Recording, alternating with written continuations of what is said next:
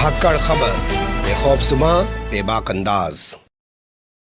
धाकड़ खबर के न्यूज़ से मैं आपके साथ हूं अकरम रईस खान। पिछले 28-29 मई से यानी कि लगभग 10-11 दिनों से उत्तर प्रदेश के अलीगढ़ ज़िले के नूरपुर गांव को जिस तरीके से जलाने की, सुलगाने की, उन लोगों को भड़काने की, आपस में भिड़ाने की जो तमाम कोशिशें चल रही थी, वो लगता है ग्रामीण स्तर पर यानी कि गांव के स्तर पर शांत होती हुई दिखाई दे रही है। अगर ये लाइन मैं आपके सामने कहूं तो आपके जहन में सबसे पहला सवाल ये पैदा होगा कि आखिर किस आधार पे बात कही जा रही है। तो पहले हिस्से में खबर के यही आपके सामने रखने की कोशिश करेंगे कि आखिर वाकई में शांत हो गया है नूरपुर या अभी भी कुछ चीज़ें गांव के अंदर चल रही हैं। और दूसरे हिस्से में खबर के ये समझने की कोशिश करेंगे या इन चीज़ों पर रोशनी डालने की कोशिश करेंगे कि आखिर ये जो शांति स्थापित हुई है इसका असल क्रेडिट किसको जाता है, इसकी असल जो जिम्मेदारी है वो किन लोगों ने उठाई है।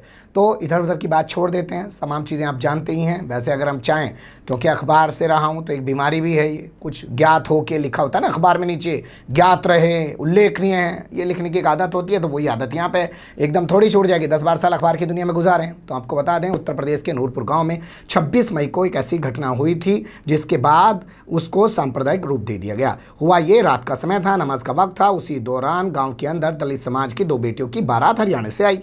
बारात चढ़ने लगी, बारात में डीजे बजाया जा रहा था। मुस्लिम कम्युनिटी के लोगों ने कहा नमाज का वक्त हो रहा है, फिलहाल अभी डीजे ना बजाया जाए। बताया जा रहा है कि जो दलित समाज के बुजुर्ग लोग थे उन्होंने इस बात को स्वीकार कर लिया, लेकिन दलित समाज के जो कुछ युवा थे जो आजकल आरएसएस की शाखा में ज़्यादा जा रहे हैं, अब जाके कभी उत्तर प्रदेश में देखिएगा यही लोग सबसे ज़्यादा मिलते हैं। इन्हें बहुत बड़ा जो है हिंदुत्ववादी होने का भूत सवार है। हालांकि कभी मेरा एक दोस्त है, एडवोकेट है, एक दिन व्हाट्सएप पे बहस हो रही थी, उसने लिख दिया अच्छा भाई आ जाओ मेरे घर पे आके खाना खा लो।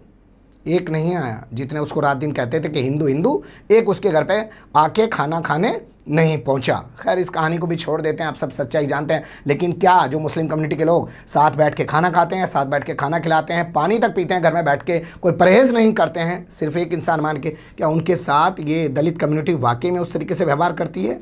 या आजकल जो आरएसएस की शाखाओं में इनके जो नौजवान जा रहे हैं वो कुछ अलग ही विचारधारा पे चल रहे हैं, इसको भी छोड़ देते हैं।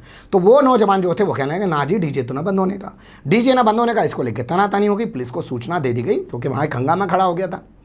पुलिस आई, पुलिस ने जाँच की और पुलिस ने कहा अरे भाई अनुमति तो ली नहीं, इजाज़त तो ली नहीं, परमिशन तो ली नहीं, कैसे बारात चढ़ा दी। पुलिस ने अपनी तरफ से इस बाबत एक एफआईआर दर्ज कर दी दलित समाज के लोगों के खिलाफ। ये 26 मई की घटना है। इस बारे में मैंने सीओ से फ़ोन पे बात की क्योंकि हम लगातार 5 से 7 खबरें नूरपुर की घटनाक्रम पर आपके सामने रख चुके हैं। उन्होंने बताया कि ये लोग असल में 26 तारीख को जो इनके खिलाफ एफआईआर दर्ज हुई उससे बचने के लिए ये पूरा एक ड्रामा रच रहे हैं। 28-29 तारीख को एक तस्वीर सामने आई कि दलित समाज के लोगों ने घर के बाहर पोस्टर लगा दिया, जी हम तो जी यहाँ से पलायन कर रहे हैं, जी हमारा तो यहाँ मुल्लान ने रहना दुभर कर दिया, जी हम क्यों कर रहे हैं यहाँ, हमारी बहू बेटियों के बारात न चढ़ने देते ही है। ऐसा कुछ करके उन्होंने किया और उसके बाद में ये मामला मीडिया की सुर्खियों में आ गया। और इसके अलावा भगवा ब्रिगेड वहाँ जाकर अपना नंगा नाच दिखाने लगे। कोई कहने लगा पहले रोको फिर टोको फिर ठोको, और कोई कहने लगा कि वो मस्जिद ही नहीं रहेगी, कोई कहने लगा कि उसी मस्जिद में घुस के हवन पूजन किया जाएगा। मतलब कोई जो है कमी नहीं छोड़ी। लेकिन अब यहाँ फिलहाल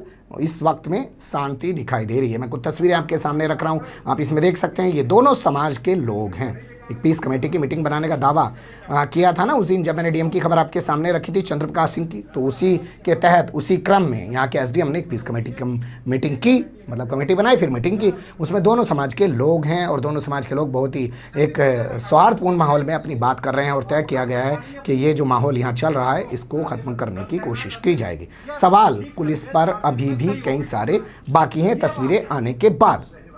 सवाल ये है कि पुलिस ने जो अपनी तरफ से मुकदमा दर्ज किया था दलित समाज के लोगों के खिलाफ, जो उन्होंने बिना अनुमति के बारात निकाली, कोरोना गाइडलाइन का उल्लंघन किया, क्या उन लोगों की गिरफ्तारी कभी होगी? क्योंकि इस मामले में दलित समाज के द्वारा दी गई जो 28 तारीख को तहरीर थी उसमें पुलिस ने 11 लोगों के खिलाफ एफआईआर दर्ज की, 5 को गिरफ्तार करके अब तक जेल में डाल दिया। तो ये कह सकते हैं हम कि जो हंगामा चल रहा था, जो माहौल गरमाया हुआ था लोकल स्तर पे, वो मामला अभी शांत होता हुआ दिखाई दे रहा है। ये तस्वीरें उस बात की गवाही दे रही हैं। प्रशासन ने मामले को सुलटाने की कोशिश की है। हालांकि तनावपूर्ण शांति अभी भी यहाँ पे बरकरार है और उसके चलते यहाँ पे पुलिस फोर्स तैनात किया गया है क्योंकि गाँव के लोग पड़े आपस में न भिड़े। दूसरे तो दूर से जा जाके 56 इंच का सीना खोल खोल के दिखा रहे हैं वहाँ पे, ये कर देंगे, वो कर देंगे, यूं कर देंगे, वो कर देंगे। लेकिन यहीं पे दिखाई दे रहे हैं जहाँ पे दलित समाज का दूल्हा मोहबा में 18 तारीख को घोड़े पे चढ़ना चाहता है, वहाँ पे कोई नहीं जा रहा। जहाँ पे प्रतापगढ़ के अंदर दलित समाज का एक प्रधान जो हार गया और उसकी जगह पे दूसरा प्रधान जीत गया, वो गंगा जल छिड़कवा रहा है उसके बैठने की जगह पे कि वो पवित्र हो जाए। इसके अलावा और भी बहुत सारी तस्वीरें देश भर से आ रही हैं। वहाँ पे इन लोगों को कोई एहसास नहीं है कि यहाँ भी दलितों के साथ कुछ बुरा हो रहा है, लेकिन यहाँ मुस्लिम कम्युनिटी के लोग सामने हैं तो ये इसको ये रूप देने की कोशिश कर रहे हैं। लेकिन ये तस्वीरें जो हमारे पास आई हैं हमारे पत्रकार साथी की मदद से, ये बता रही हैं कि गांव में फिलहाल शांति है, स्थापित की जा चुकी है। धीरे धीरे वहाँ से पुलिस फोर्स भी हटा लिया जाएगा। हम भी यही कामना करते हैं, लोगों से अपील करते हैं कि आप जितना बेहतर खुद एक दूसरे को बैठ के समझ सकते हैं या समझा सकते हैं, उतना कोई बाहर से आने वाला नहीं समझा सकता। अब खबर के दूसरे हिस्से में बात कर लेते हैं कि इसका क्रेडिट किसको जाता है और ये असल जिम्मेदार कौन है इसके लिए। देखिए, जैसा कि मैंने बताया कि धाकड़ खबर इस पूरे मामले पर, पूरे घटनाक्रम पर अपनी पैनी नज़र बनाए हुआ था और एक नहीं, दो नहीं, तीन नहीं, 5 से 7 खबरें हमने पर डे रोजाना एक खबर हम आपके सामने रखते थे इस पूरे घटनाक्रम को लेकर। लेकिन हमने बहुत कोशिश की कि नूरपुर गांव की जो मुस्लिम कम्युनिटी है वो कुछ तो बोले। जानते हैं लोग क्या कहते थे? वो कहते थे भैया कुछ बोलेंगे लाला, और बोलने के बाद कोई बात और निकल जाएगी, एक बखेड़ा खड़ा हो जाएगा। ये लोग तो पहले ही कह रहे हैं हम इनकी बारात नहीं चढ़ने दे रहे, हम इनकी बारात नहीं चढ़ने दे रहे थे, ये नहीं था मुद्दा। हम ये कह रहे थे नमाज हो रही है, डीजे मत बजाओ। अब इसको ऐसे भी ले सकते हैं आप कि मान लीजिए किसी के घर में बीमार पड़ा है कोई आदमी, कोई घर में बच्चा पढ़ रहा है, तो आप अपनी बेशर्मी बेहाई के साथ डीजे बजाएंगे, दारू पी के नाचेंगे, क्योंकि हम लोग जानते हैं कि किस तरीके की दारू इस कम्युनिटी के लोगों में पी जाती है। सब देख लीजिए आप अलीगढ़ के अंदर क्या हुआ, 100 कुछ लोग मर चुके हैं, उसमें ज़्यादातर 70% मरने वाले 80 समाज के लोग हैं और सब देसी दारू पी के मरे हैं। और वो देसी दारू जहरीली मिली है और ठेके से ली गई है।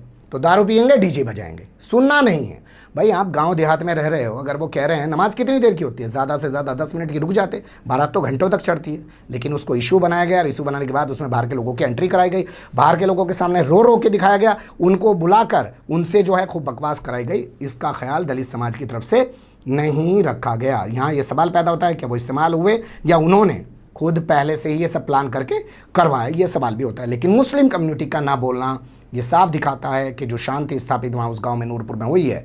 मैं इसलिए नहीं बोल रहा हूँ कि मेरा नाम अकरम रईस खान है।